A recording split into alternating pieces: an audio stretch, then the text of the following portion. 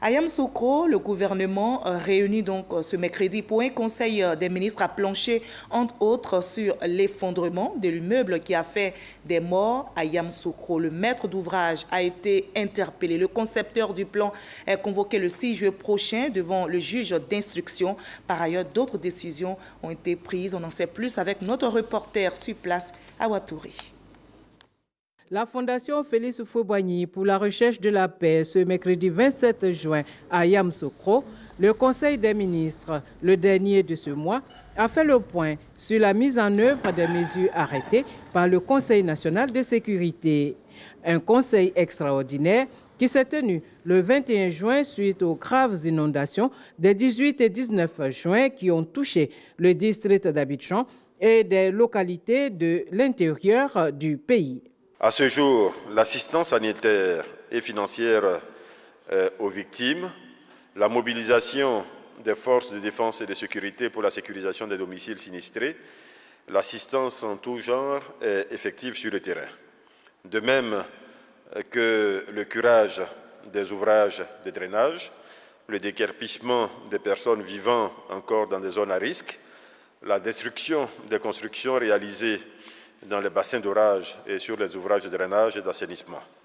Tout cela se poursuit avec la plus grande fermeté, chacun le comprend, à la hauteur de la gravité de cette catastrophe.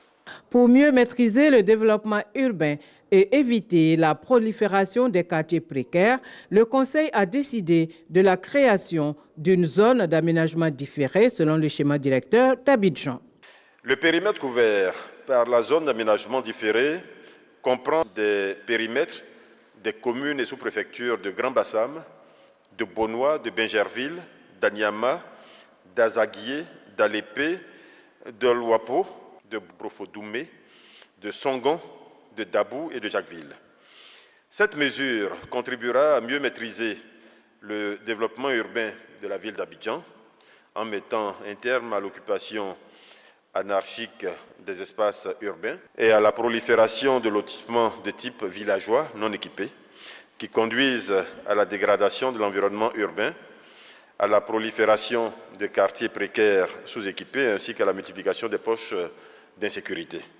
Le gouvernement entend par ailleurs assurer à long terme l'approvisionnement en eau potable de la ville de Bouaké et des localités des régions du Nord et du Centre-Nord. En vue d'assurer un service de qualité et surtout d'assurer à long terme l'approvisionnement en eau potable des populations de Bouaké, le Conseil des ministres a décidé de la réalisation d'une conduite de transfert d'eau brute du lac de Kossou jusqu'à la station de traitement d'eau de la Loca située à Bouaké. Ce projet est estimé à une quarantaine de milliards de francs CFA. Le Conseil a adopté également un programme d'urgence pour 14 localités des régions du Nord et du Centre-Nord, potentiellement en difficulté à court ou à moyen terme. Pour ces 14 localités, ce programme d'urgence aura un coût estimé à ce jour à 10,8 milliards de francs CFA. Ce programme comprend notamment la réhabilitation des retenues d'eau de certaines localités, la réhabilitation des unités de traitement et l'installation d'unités compactes de traitement sur de nouvelles retenues d'eau identifiées. À moyen terme, le gouvernement prévoit, en plus de la libération et de la restitution des champs captants, la réalisation d'une étude générale de sécurisation de la desserte en eau des grandes villes de notre pays. Et puis cette décision qui va améliorer la vie des populations dans l'espace CEDEAO, la mise en œuvre du règlement relatif au free roaming dans la sous-région ouest-africaine. Ce règlement a été adopté par le Conseil des ministres de la CEDEAO en décembre 2017 avec l'objectif de permettre aux usagers des services de communication mobile en déplacement dans l'espace communautaire d'utiliser leur numéro d'origine et de bénéficier des services dans la zone visitée sans discrimination tarifaire. Ces règlements prescrivent notamment la gratuité de la réception de SMS, la gratuité de la réception et de l'écoute de messages vocaux en itinérance communautaire, ainsi que la gratuité de la réception d'appels en itinérance sur une période de 30 jours consécutifs de séjour hors du pays d'origine. Autre décision de ce Conseil des ministres, la prorogation du mandat de la Commission nationale des droits de l'homme de Côte d'Ivoire, CNDHCI, en attendant la désignation des nouveaux membres.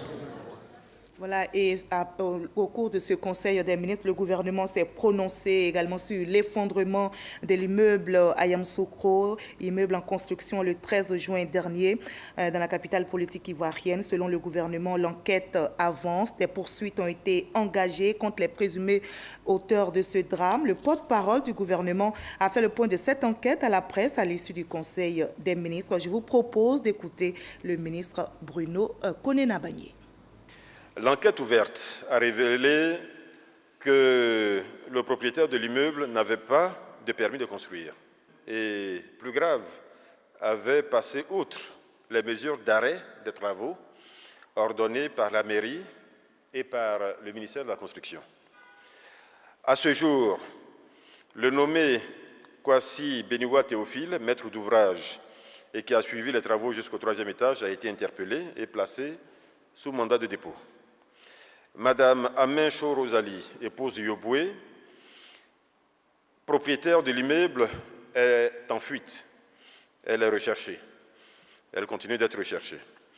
Le concepteur du plan du bâtiment, M. Seka Atse-Camille, député, est convoqué le 6 juillet prochain devant le juge d'instruction.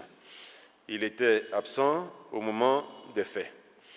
Le président de la République a ici donné des instructions fermes à tous les ministères concernés, en particulier celui en charge de la construction, celui de l'Intérieur, celui de la Justice, afin que la loi soit intégralement appliquée et que toutes les personnes jugées fautives soient effectivement sanctionnées.